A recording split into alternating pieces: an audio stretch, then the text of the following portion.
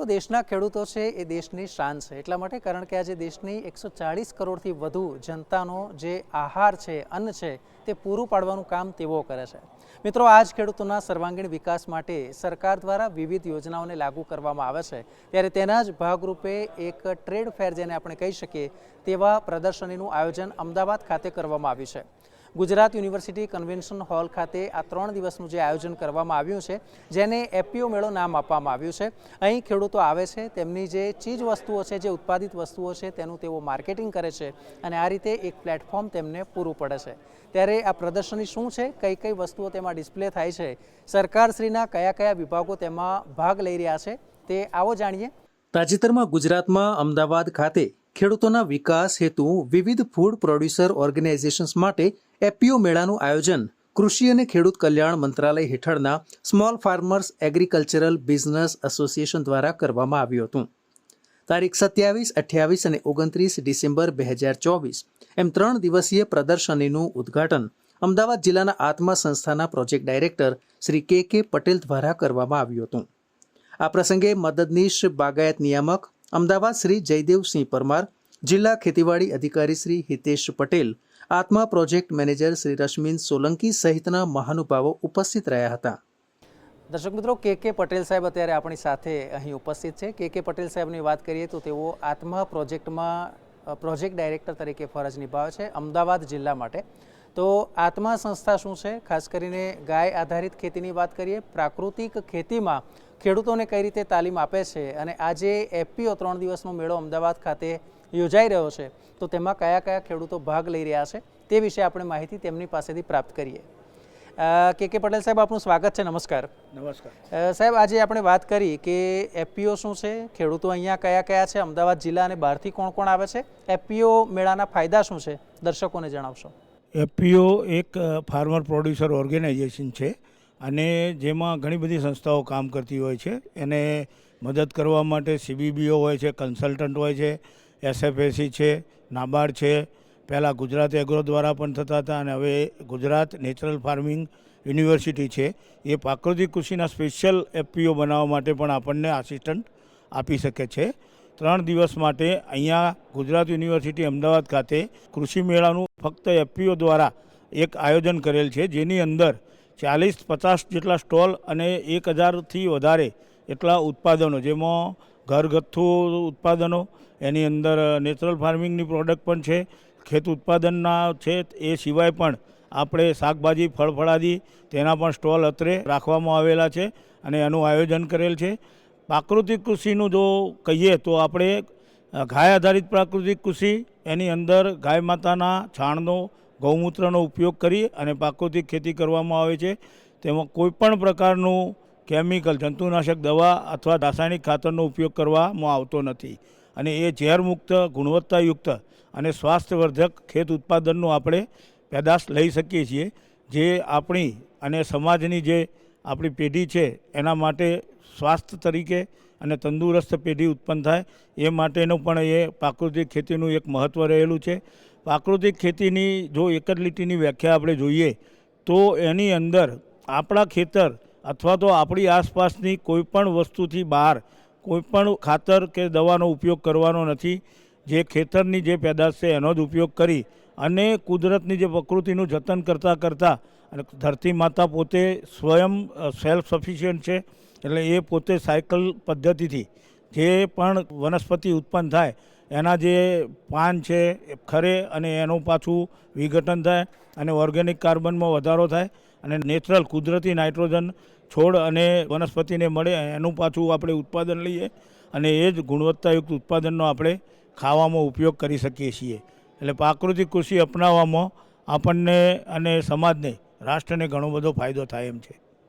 દર્શક મિત્રો, છેલ્લા કેટલાક સમયથી દેશમાં હોર્ટિકલ્ચર ક્ષેત્રે ખૂબ જ વિકાસ થઈ રહ્યો છે. સરકાર પણ તેમાં વધુને વધુ ધ્યાન આપી રહી છે અને તેને કારણે આપણે જોઈએ છે કે આજે જે ખેડૂતો છે તે આ તરફ પણ વળ્યા છે, તેના ફાયદા આપણને જોવા મળે છે. આજે આપણે મધની વાત કરીએ, હળદરની વાત કરીએ તો તેમાં સારી માત્રામાં મૂલ્યવૃદ્ધિ થાય છે અને હવે તો જ્યારે આ પ્રકારના એપીઓ મેળા થાય છે તો સીધો ફાયદો ખેડૂતને થાય છે, કારણ કે એપીઓને જે નફો મળે છે એમાં પણ ખેડૂતનો હિસ્સો રહેલો હોય છે.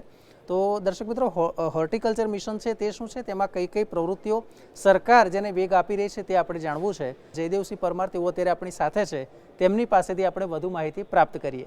આપણે સૌ જાણીએ છીએ એમ SFSC જે ભારત સરકારનો ઉપક્રમ છે એના દ્વારા આયોજિત થયેલ છે ગુજરાત કન્વેન્શન હોલમાં FPOs માટેનું એક પ્રદર્શન આયોજિત કરવામાં આવ્યું છે અને ગુજરાતભરમાંથી અહીંયા પ્રદર્શનકર્તાઓને સ્ટોલ ધારકો ઉપલબ્ધ થયા છે. તો આપણે સૌ જાણીએ પ્રમાણે એકમ દીઠ સૌથી વધુ ઉત્પાદન આપતી હોય એવી જો કોઈ પેદાશો હોય તો એ છે બાગાયતી પેદાશો, એટલે કે હોર્ટિકલ્ચર પ્રોડ્યુસીસ. હોર્ટિકલ્ચર પ્રોડ્યુસીસમાં આપણે જો વાત કરીએ તો ફળો, શાકભાજી, મસાલા પાકો અને ફૂલ પાકોનો પણ સમાવેશ છે. આપણે ત્યાંનું ઉત્પાદન અને નિકાસની ખૂબ મોટી તકો રહેલી છે, મૂલ્યવર્ધનની પણ ખૂબ ઊંચી તકો રહેલી છે. આ પ્રકારની વારંવાર ખેતી અને ઉચ્ચ ગુણવત્તાવાળી ખેતી કરીશું તો આપણા ખેડૂત મિત્રો ખૂબ સારી આવક મેળવી શકે છે, પોતાની આવકમાં વધારો કરી શકે છે અને દેશના હુંડિયામણ વધારવામાં પણ આપણે મદદરૂપ થઈ શકીએ છીએ. તો આજનું જે આ એક્ઝિબિશનનું આયોજન કરવામાં આવ્યું છે એમાં જે અહીંયા સ્ટોલ મૂકવામાં આવ્યા છે, એમાં જો વાત કરવામાં આવે તો અહીંયા ગુજરાતભરમાંથી ઘણા બધા FPOs પોતાની બાગાયતી મૂલ્યવર્ધન પેદાશો લઈને અહીંયા ઉપસ્થિત થયા છે. તો એમાં જો વાત કરવામાં આવે તો સૌપ્રથમ આપણે અહીંયા ઉત્પાદનની દ્રષ્ટિએ વાત કરીએ તો આપણી પાસે અહીંયા ઉપલબ્ધ છે મધ. જો મધની વાત કરવામાં આવે તો આપણા રાજ્યભરમાં ઘણા બધા ખેડૂતો અત્યારે મધ તરફનો વેગ વધ્યો છે, એમનો ઝુકાવ પણ વધ્યો છે. ઉત્પાદનની દ્રષ્ટિએ પણ આપણે અગ્રેસર થઈ રહ્યા છીએ અને સામાજિક દ્રષ્ટિએ આપણી જે વપરાશ છે એ પણ મધની અત્યારે વધી રહી છે. જે કોરોના કાળ પછીનો સમય છે અને આરોગ્ય પ્રત્યેની જે લોકોની જાગૃતતા વધી છે એટલે લોકો દૈનિક ખોરાકમાં પણ મધનો ઉપયોગ કરતા થયા છે. તો આ પછીની જે વિશેષ વાત કરવામાં આવે તો મૂલ્યવર્ધનની પણ વાતો છે. મૂલ્યવર્ધનના પણ અહીંયા તમને પ્રદર્શનમાં જોઈ શકો છો, જેમ કે હળદરનો પાવડર છે, આમળાનો પાવડર છે, કેરીનો પાવડર તમને જોવા મળે છે. આવા પ્રકારના જે આપણા ફળો અને શાકભાજી છે એનું મૂલ્યવર્ધન કરીને પણ લોકો અહીંયા પોતાની ઉત્પાદન FPO મૂકી રહી છે અને લોકોમાં જાગૃતતા લાવી રહ્યા છે, જેના થકી અહીંયા વધુમાં વધુ શહેરીજનો આ વપરાશ કરતા થશે, આપણા FPOsને વધુમાં વધુ ઊંડિયામણ મળશે અને પોતાની આવક વધારી શકાશે. રાજ્ય સરકાર આ બાબતે પણ ખૂબ સજાગ છે અને ખેડૂતો માટે હરહંમેશ તત્પર રહેલી છે કે તેમને આપણે નાણાકીય સહાય આપી શકીએ. જો બાગાયત ખાતાની વાત કરવામાં આવે તો બાગાયત ખાતા તરફથી FPO અને FPC માટે ઘણી બધી યોજનાઓ નવી અમલમાં મૂકવામાં આવેલી છે. જો કોઈ ખેડૂતના FPOs બાગાયતી પાકોનું વાવેતર કરતા હોય અને મૂલ્યવર્ધન વિશે પોતાના પ્રાઇમરી પ્રોસેસિંગ યુનિટો બનાવવા માગતા હોય તો રાજ્ય સરકારનું બાગાયત ખાતામાં સવિશેષ આપણને નાણાકીય સહાય પૂરી પાડે છે. FPO સાથે જોડાયેલા અથવા FPC સાથે જોડાયેલા જે ખેડૂતો છે એ લોકોનું ગ્રુપ જો કોઈ આવી બાગાયતની વિવિધ સહાયલક્ષી યોજનાઓનો લાભ લેવા માગતા હોય તો સવિશેષ એઓને લાભ આપવામાં આવે છે. તો દર્શક મિત્રો, આપણે આ પ્રદર્શની નિહાળી રહ્યા છે ત્યારે આગળ પણ જાણીશું કે કયા કયા સ્ટોલ લાગેલા છે અને તે માટેના કયા પ્રયાસ સરકારશ્રી તરફથી કરવામાં આવ્યા છે. પરંતુ હાલ સમય છે એક બ્રેકનો.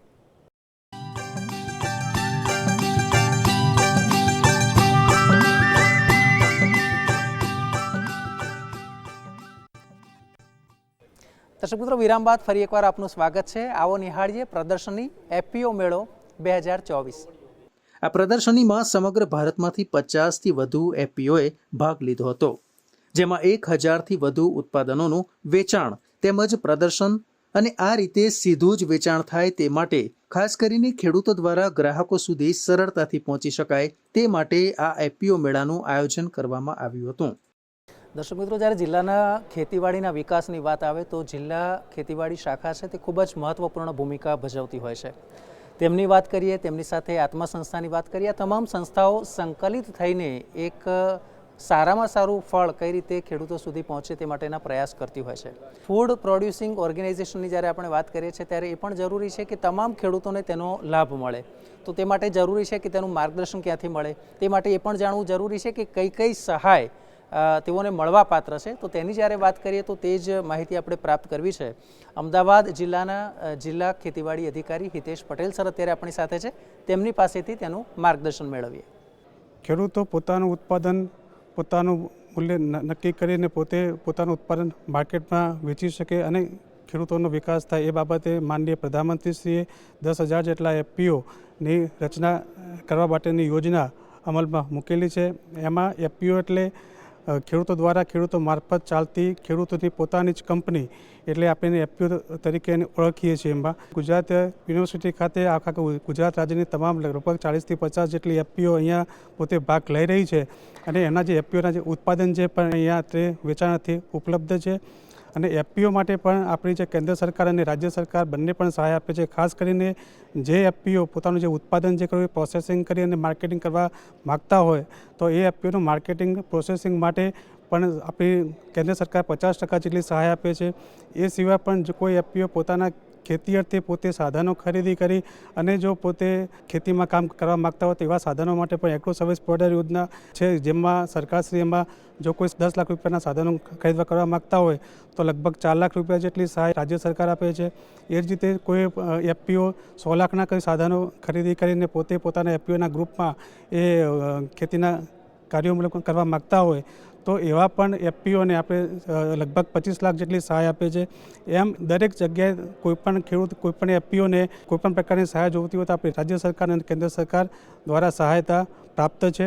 શહેરીજનો છે ખાસ વિનંતી છે કે પોતે આ એફપીઓ કિસાન મેળાનું મુલાકાત લે અને ખેડૂતો મારફત ખેડૂતો દ્વારા જે ઉત્પાદિત થયેલી જે વસ્તુઓ જે છે એનો પોતે કન્ઝ્યુમ કરે એવો અમારે કૃષિ વિભાગ તરફથી તમામને આગ્રહભરી વિનંતી છે. દર્શક મિત્રો, આણંદ જિલ્લાનું તારાપુર તાલુકો, આ તાલુકાની વાત કરવામાં આવે તો ખાસ કરીને અહીંના ચોખા માટે તે ખૂબ જ જાણીતું છે. આ ઉપરાંત છેલ્લા કેટલાક સમયથી પ્રાકૃતિક ખેતીને વેગ આપવામાં તારાપુરના જે ખેડૂતો છે તેઓ ખૂબ જ સારી પ્રગતિ કરી રહ્યા છે અને પ્રોત્સાહન પૂરું પાડી રહ્યા છે. પ્રાકૃતિક ખેતીમાં તેઓ શું શું ઉગાડે છે, તેના ફાયદા શું છે, તે આપણે સ્મિત સુરાણી પાસેથી જાણીએ. અમારે તારાપુર તાલુકા ફાર્મર પ્રોડ્યુસર કંપની લિમિટેડ જે આણંદ જિલ્લાના તારાપુર તાલુકામાં છે. અત્યારે ખેડૂતો ત્યાં કૃષ્ણ કમોદ છે, ગુજરાત 17 છે, એવી અલગ અલગ જાતની ડાંગરો વાવે છે અને તેનું મિલિંગ કરીને અને ચોખા સ્વરૂપે આપણે બજારમાં વેચીએ છીએ. એવી જ રીતે રાગી છે, મરચું પાવડર છે. ખેડૂતો જ પોતે પોતાના ખેતર ઉપર કાશ્મીરી અને બીજી અલગ અલગ મરચાંની વેરાયટીઓ વાવે છે, જેનો પાવડર અમે ખુદ કંપની દ્વારા તેનો પાવડર કરી અને બજારમાં વેચવામાં આવે છે. આ કંપની 2023માં સ્થાપવામાં આવી હતી. એના પછી આને લગભગ 1 વર્ષ જેવું થયું છે. અત્યારે 300થી વધારે ખેડૂતો આપણી સાથે જોડાયેલા છે. એવી જ રીતે ખેડૂતો જ પોતે જ એક વેપારી બને, પોતે એક સમૃદ્ધ વેપારી બને, એના માટે કંપની કામ કરી રહી છે. દર્શક મિત્રો, આપણે સ્મિતભાઈ પાસેથી એ પણ જાણીએ કે એફપીઓ તેમણે સ્થાપી છે, 300થી વધારે ખેડૂતો તેમાં જોડાયેલા છે.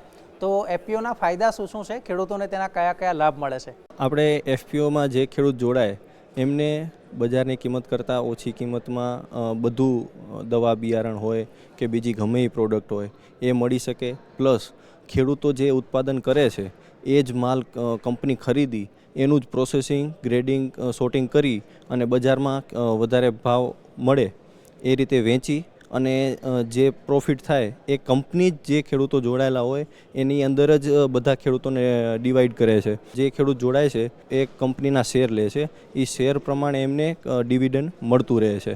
આવી રીતે જે ખેડૂત આપણી સાથે જોડાયેલા રહે છે એમને બજારમાં પોતાની પ્રોડક્ટના ભાવ વધારે મળે, એ પોતે એક વેપારી બને, પોતે જાતે જ એક્સપોર્ટ કરે પોતાનો માલ.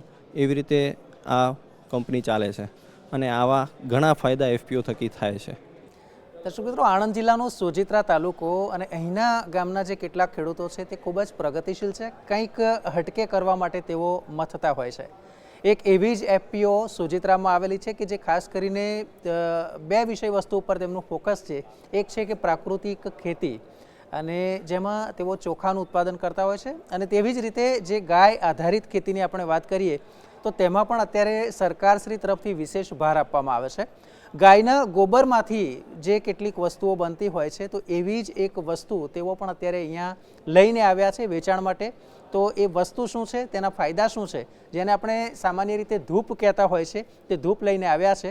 તો હર્ષ પરમાર જે અત્યારે આપણી સાથે છે, આ એફપીઓ તેઓ રન કરે છે અને માર્કેટિંગનું સંભાળે છે. તેમની આપણે મુલાકાત કરીએ અને તેમની પાસેથી વધુ માહિતી પ્રાપ્ત કરીએ. આણંદ જિલ્લામાં આપણું એફપીઓ રન કરે છે. એમાં આપણે પ્રગતિશીલ ખેડૂતમાં આપણે પ્રાકૃતિક ધૂપ કપ આપણે લઈને આવ્યા છે. એના સારા ગોબરમાંથી બનાવવામાં આવે છે. એમાં સારું એવું બધા કન્ટેન્ટ્સ નાખેલા છે. ધૂપથી આપણે ઘરમાં કરવાથી આપણું શરીર સારું બને છે અને શું ખૂબ જ સારું અહીંયા વેચાણ થાય છે.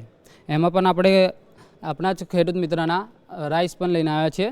પ્રાકૃતિક કોઈ પણ દવા બિયારણ ખાતર નાખ્યા વગર પ્રાકૃતિક આપણે ઓર્ગેનિક તરીકે એક કન્ટેન્ટ લઈને આવ્યા છીએ. એમાં રાઈસ શરીર માટે પણ સારા રહે છે અને એનું પણ ખૂબ જ સેલિંગ સારું રહે છે. તો દર્શક મિત્રો, આપણે આ પ્રદર્શની નિહાળી રહ્યા છે ત્યારે આગળ પણ જાણીશું કે કયા કયા સ્ટોલ લાગેલા છે અને તે માટેના કયા પ્રયાસ સરકારશ્રી તરફથી કરવામાં આવ્યા છે. પરંતુ હાલ સમય છે એક બ્રેકનો.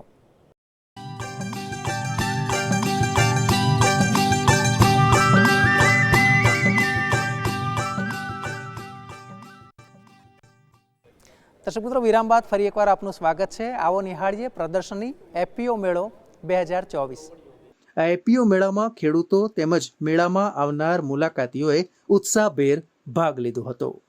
દર્શક મિત્રો, બ્રિજેશ કાલરિયા અત્યારે આપણી સાથે છે, એક પ્રગતિશીલ ખેડૂત, અને તેમની જો વાત કરવામાં આવે તો ખાસ કરીને તેઓએ મધની ખેતી અને તેવી જ રીતે કેસરની ખેતીને લઈને કેટલાક સંશોધન કર્યા છે અને એક સફળ વેપારી તરીકે, સફળ ઉત્પાદક તરીકે તેમનું જે પ્રોડ્યુસર કંપની છે તે અત્યારે ખૂબ જ પ્રગતિ હાંસલ કરી રહી છે.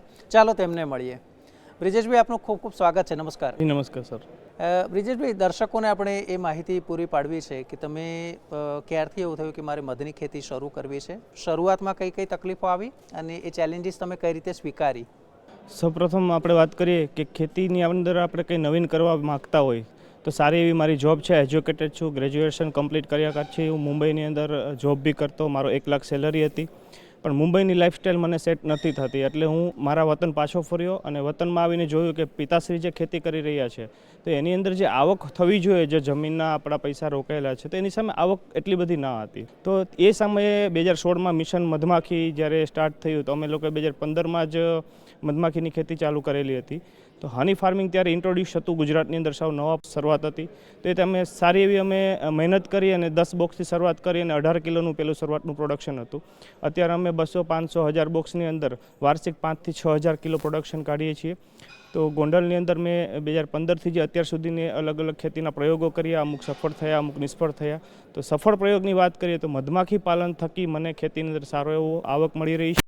મારી બ્રાન્ડથી જ આપણે કેસર વેચીએ છીએ. એ સિવાય જે આપણે એફપીઓ હોય છે, ફાર્મર પ્રોડ્યુસર ઓર્ગેનાઇઝેશન, એની સાથે બી કામ કરી ગામના ખેડૂતોને મધમાખી ઉછેર કઈ રીતે કરાય, તો મધમાખીઓના ફાયદા શું છે. તો મધમાખી છે ખેડૂતોની મિત્ર કીટ છે. એવી રીતે ઘણા બધા કીટો એવા છે જે આપણા મિત્ર કીટ છે. મિત્ર કીટને આપણે પેસ્ટિસાઇડ મારીએ તો મિત્ર કીટ છે એ પણ મરી જતા હોય છે. તો આના આધારે આપણી જે ખેતી છે એની અંદર ઘણા બધા ડિસ્ટર્બન્સ થતા હોય છે. પણ ભવિષ્યની જે ખેતી છે તો એની અંદર પણ પ્રયોગો એવા છે કે ખેડૂત જો ખર્ચ ઓછો નહીં કરે અને જો એકની એક પદ્ધતિથી, આપણી જૂની પદ્ધતિથી આપણે ખેતી કરીશું તો આપણી જમીન પણ ખતમ થઈ જવાની છે અને આપણે પેસ્ટિસાઇડની દવા, વીડીસાઇડ નાખીને આપણી જમીનની અંદર કોઈ જાતનું ઉત્પાદન લઈ શકવાના નથી. તો ખાસ કરીને 2 પ્રકારના ખેડૂતો છે. એક નવી જનરેશનના યુવા પેઢીના ખેડૂતો છે જે નોકરી છોડીને ખેતીમાં આવી રહ્યા છે. એ સિવાય નવા મોટા વેપારીઓ, મોટી ઇન્ડસ્ટ્રી, એ પણ એગ્રીકલ્ચર ફિલ્ડમાં આવી રહી છે. એનું કારણ એ છે ભવિષ્યની અંદર જે છે કોઈ પણ ફિલ્ડ એવું નથી કે કોમ્પિટિશનની અંદર ટકી શકશે, પણ ખેતી જ એક એવો વિષય છે કે ભવિષ્યની અંદર છે એની અંદર ખેડૂત જો સારી રીતે મહેનત કરે અને વ્યવસ્થિત રીતે ઉત્પાદનની ક્વોલિટીથી લઈ અને માર્કેટિંગની વ્યવસ્થા સુધી જો પૂરેપૂરું જો ધ્યાન આપે, અને ખાસ કરીને આપણે જે માર્કેટિંગ માટે ગવર્મેન્ટના પણ ઘણા બધા સપોર્ટ હોય છે. તો આજે સ્ટોલ આપણને મળે છે એ પણ ફ્રીમાં હોય છે. તો અહીંયા આપણે આપણી પ્રોડક્ટ છે આપણે ઓછા ખર્ચમાં વેચી શકીએ છીએ. ખેડૂત કઈ રીતે ઉત્પાદન કરવું, કઈ રીતે વેચે, ત્યાં સુધીની જો આખી ચેનલ કમ્પ્લીટ કરે તો 100% હું માનું છું કે ખેડૂતના આવક ડબલ થઈ શકે છે. પણ પ્રોપર વે ઉપર આપણે કામ કરવું પડશે અને ખાસ કરીને કેમિકલ ફ્રી ફર્ટિલાઇઝર જે ઓછામાં ઓછો ઉપયોગ થાય, પેસ્ટિસાઇડ ફ્રી ખેડૂતો જો ક્વોલિટીવાળી પ્રોડક્ટ જો ઉત્પાદન કરે તો હું એવું માનું છું ચોક્કસપણે કે લોકો સારી વસ્તુ લેવા માટે તૈયાર છે. તમને પૂરતા ભાવ આપવા માટે પણ લોકો તૈયાર છે. તો 600 થી 800 રૂપિયા કિલોના ભાવે કિલો અમે મધ વેચતા હોઈએ છીએ. જ્યારે કંપનીની વાત કરીએ તો 400 થી 600 રૂપિયા સુધીના એના પ્રાઇસ હોય છે. તો એના કરતાં પણ આપણે વધારે પ્રાઇસથી આજે વસ્તુ વેચી શકીએ છીએ. પણ જો ક્વોલિટીને પૂરું ધ્યાન આપવામાં આવે તો આ વસ્તુ શક્ય છે. તો ક્વોલિટીની અંદર જ્યારે વાત કરીએ મધની, તો મધનો જે કલર છે, એનો સ્વાદ, સુગંધ, એના હેલ્થ બેનિફિટ્સ, ઇવન મધ ખાસ કરીને જામવું કે ના જમવું, જામી જાયેલું મધ ડુપ્લિકેટ, એ પણ લોકોને ભ્રામક નોલેજ નથી હોતું. અધૂરા જ્ઞાનને લીધે મધપાલન દ્વારા જે મધ આવે છે એ જામી જતું હોય છે. તો લોકો એવું કહે છે કે જામેલું મધ ડુપ્લિકેટ હોય છે. પણ એ પણ અમે લોકોને સમજાવીએ છીએ કે અમુક પાકના ફૂલોમાં જેમાં ગ્લુકોઝનું પ્રમાણ વધારે હોય, જો એમાંથી માખી ફૂલનો રસ લે તો એ મધ જામી જતું હોય છે. તો આવા મધ છે ફોરેનની અંદર એક્સપોર્ટ થાય છે. ત્યાં એ લોકો સેટ હની અને ક્રીમ હની તરીકે ડબલ રેટથી વેચે છે. અને આપણા જ લોકો ત્યાં ફરવા જાય તો એ જ મધ ડબલ પૈસા દઈને પાછું ઇન્ડિયામાં લઈ આવે છે. એટલે આ બધી નોલેજ સાથે જો આપણે વસ્તુને અપનાવીએ સમજીને તો સારું એવું આપણે ખેડૂતોની પાસેથી ડાયરેક્ટ વસ્તુ લઈએ અને સારી ક્વોલિટી ખેડૂત આપણને આપે. અમે પણ એવું જ પ્રયાસ કરીએ કે તમને લોકોને સારામાં સારી પ્રોડક્ટ કઈ રીતે આપી શકીએ. તો ઘણા બધા ખેતીની અંદર આવા બધા પ્રયોગો કરી અને ખેડૂત આગળ આવી શકે છે.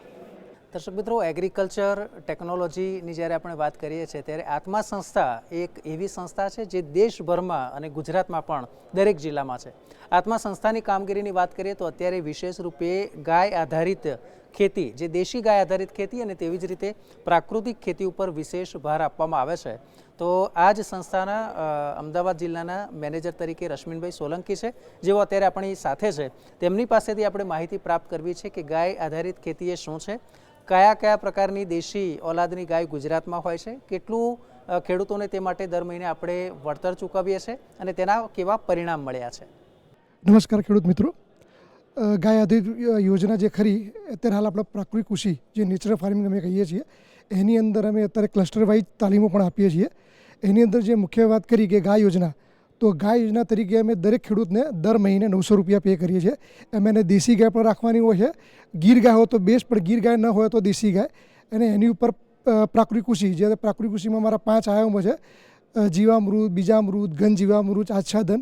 એના 5 આયામો એને ખેડૂતને કરવાના હોય છે જોડે જોડે.